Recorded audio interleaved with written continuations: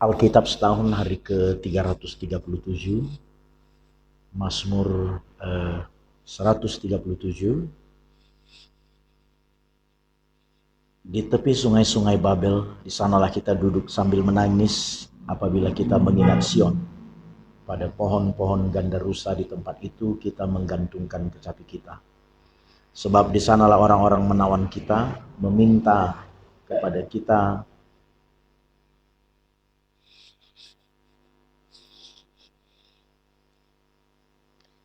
memperdengarkan nyanyian, dan orang-orang yang menyiksa kita meminta nyanyian sukacita. Nyanyikanlah bagi kami nyanyian dari Sion. Bagaimanakah kita menyanyikan nyanyian Tuhan di negeri asing? Jika aku melupakan engkau, hai Yerusalem, biarlah menjadi kering tangan kananku. Biarlah lidahku melekat pada langit-langitku jika aku tidak mengingat engkau, jika aku tidak jadikan Yerusalem puncak sukacita. Ingatlah ya Tuhan kepada Bani Edom yang pada hari pemusnahan Yerusalem mengatakan, runtuhkan, runtuhkan sampai ke dasarnya. Hai putri Babel yang suka melakukan kekerasan, berbahagialah orang yang membalas kepadamu perbuatan-perbuatan yang kau lakukan kepada kami. Berbahagialah orang yang menangkap dan memecahkan anak-anakmu pada bukit batu. 1 Yohanes 3 hingga 4. Sebab inilah berita yang telah kami dengar dari mulanya, yaitu bahwa kita harus saling mengasihi, bukan seperti Kain yang berasal dari si jahat dan yang membunuh adiknya. Dan apakah sebabnya ia membunuhnya? Sebab segala perbuatannya jahat dan perbuatan adiknya benar. Janganlah kamu heran, saudara-saudara, apabila dunia membenci kamu. Kita tahu bahwa kita sudah berpindah dari dalam maut ke dalam hidup, yaitu karena kita mengasihi saudara kita. Barang siapa tidak mengasihi, ia tetap di dalam maut. Setiap orang yang membenci saudaranya adalah seorang pembunuh manusia. Dan kamu tahu bahwa tidak ada seorang pembunuh yang tetap memiliki hidup yang kekal di dalam dirinya. Demikianlah kita ketahui kasih Kristus, yaitu bahwa ia telah menyerahkan nyawanya untuk kita. Jadi kita pun wajib menyerahkan nyawa kita untuk saudara-saudara kita. Barang siapa mempunyai harta duniawi dan melihat saudaranya menderita kekurangan tetapi menutup pintu hatinya terhadap saudaranya itu, bagaimanakah kasih Allah dapat tetap di dalam dirinya? Anak-anakku, marilah kita mengasihi bukan dengan perkataan atau dengan lidah, tetapi dengan perbuatan dan dalam kebenaran. Demikianlah kita ketahui bahwa kita berasal dari kebenaran. Demikian pula kita boleh menenangkan hati kita di hadapan Allah. Sebab jika kita dituduh olehnya, Allah adalah lebih besar daripada hati kita serta mengetahui segala sesuatu. Saudara-saudaraku yang kekasih, jikalau hati kita tidak menuduh kita, maka kita mempunyai keberanian percaya untuk mendekati Allah. Dan apa saja yang kita minta, kita memperolehnya daripadanya. Karena kita menuruti segala perintahnya dan berbuat apa yang berkenan kepadanya. Dan inilah perintahnya itu, supaya kita percaya akan nama Yesus Kristus, anaknya, dan supaya kita saling mengasihi sesuai dengan perintah yang diberikan Kristus kepada kita. Barang siapa menuruti segala perintahnya, ia diam di dalam Allah, dan Allah di dalam dia. Dan demikianlah kita ketahui bahwa Allah ada di dalam kita, yaitu roh yang telah ia karuniakan kepada kita. Saudara-saudaraku yang kekasih, janganlah percaya akan setiap roh, tetapi ujilah roh-roh itu. Apabila mereka berasal dari Allah, sebab banyak nabi-nabi palsu yang telah muncul dan pergi ke seluruh dunia. Demikianlah kita mengenal roh Allah. Setiap roh yang mengaku bahwa Yesus Kristus telah datang sebagai manusia, berasal dari Allah. Dan setiap roh yang tidak mengaku Yesus tidak berasal dari Allah, roh itu adalah roh antikristus, dan tentang dia telah kamu dengar, bahwa ia akan datang dan sekarang ini ia sudah ada di dalam dunia. Kamu berasal dari Allah, anak-anakku, dan kamu telah mengalahkan nabi-nabi palsu itu. Sebab roh yang ada di dalam kamu lebih besar daripada roh yang ada di dalam dunia.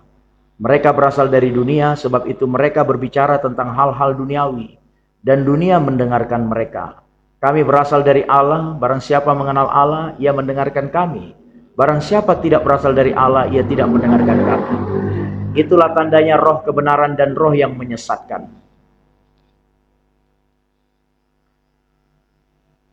Perjanjian Lama Daniel 9 hingga 11.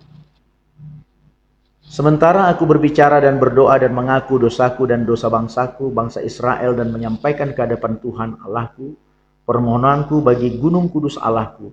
Sementara aku berbicara dalam doa, terbanglah dengan cepat ke arahku Gabriel, Dia yang telah kulihat dalam penglihatan yang dahulu itu pada waktu persembahan korban petang hari.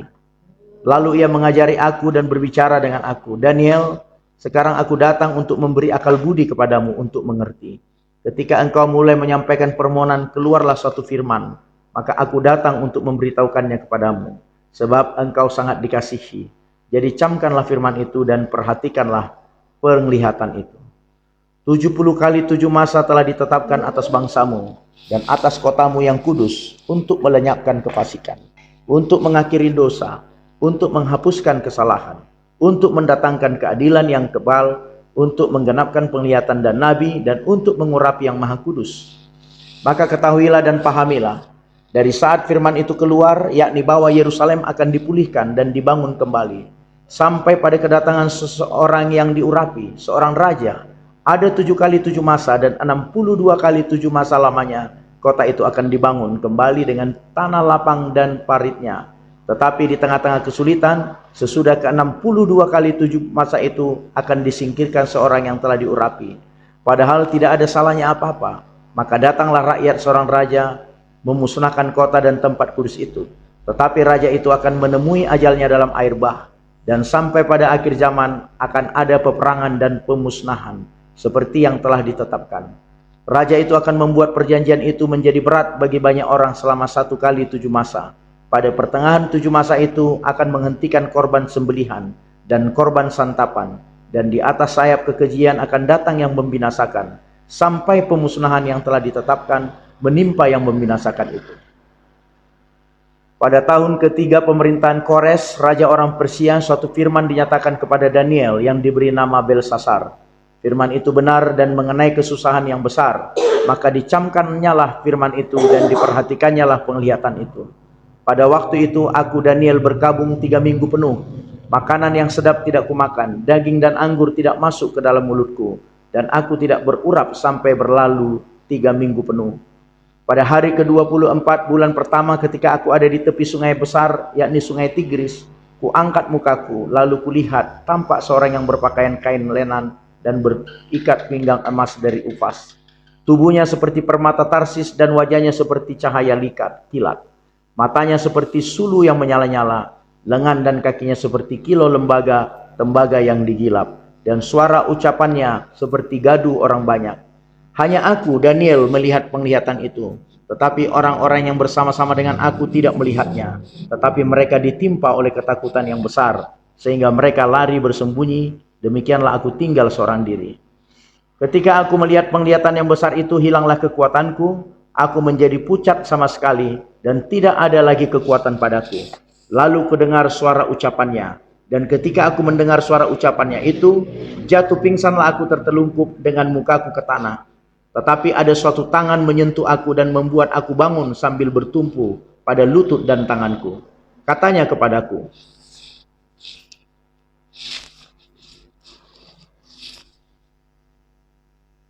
Daniel, engkau orang yang dikasihi.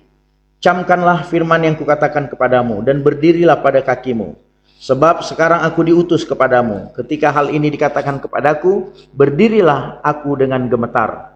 Lalu katanya kepadaku, janganlah takut Daniel, sebab telah didengarkan perkataanmu sejak hari pertama engkau berniat untuk mendapat pengertian dan untuk merendahkan dirimu di hadapan Allahmu. Dan aku datang oleh karena perkataanmu itu. Pemimpin kerajaan orang Persia berdiri 21 hari lamanya menentang aku. Tetapi kemudian Mikael, salah seorang dari pemimpin-pemimpin terkemuka, datang menolong aku. Dan aku meninggalkan dia di sana berhadapan dengan raja-raja orang Persia. Lalu aku datang untuk membuat engkau mengerti apa yang akan terjadi pada bangsamu pada hari-hari yang terakhir, sebab penglihatan ini juga mengenai hari-hari itu. Ketika dikatakannya hal ini kepadaku, kutundukkan mukaku ke tanah dan aku terkeluh. Tetapi sesuatu yang menyerupai manusia menyentuh bibirku, lalu kubuka mulutku dan mulai berbicara. Kataku kepada yang berdiri di depan itu, Tuanku, oleh sebab penglihatan itu aku ditimpa kesakitan dan tidak ada lagi kekuatan padaku. Masakan aku, hamba Tuanku ini, dapat berbicara dengan Tuanku? Bukankah tidak ada lagi kekuatan padaku dan tidak ada lagi napas padaku? Lalu dia yang rupanya seperti manusia itu menyentuh aku pula dan memberikan aku kekuatan dan berkata, Hai engkau yang dikasihi, janganlah takut, sejahteralah engkau, jadilah kuat. Ya, jadilah kuat. Sementara ia berbicara dengan aku merasa kuat lagi dan berkata, "Berbicaralah kiranya Tuanku, sebab engkau telah memberikan aku kekuatan." Lalu katanya, "Tahukah engkau mengapa aku datang kepadamu? Sebentar lagi aku kembali untuk berperang dengan pemimpin orang Persia. Dan sesudah aku selesai dengan dia, maka pemimpin orang Yunani akan datang. Namun demikian, aku akan memberitahukan kepadamu apa yang tercantum dalam kitab kebenaran. Tidak ada satupun yang berdiri di pihakku dengan tetap hati melawan mereka, kecuali Mikael pemimpin itu. Seperti dahulu, aku juga mendampinginya untuk menguatkan dan menyokongnya, yakni pada tahun pertama pemerintahan Darius orang Media itu." Amin.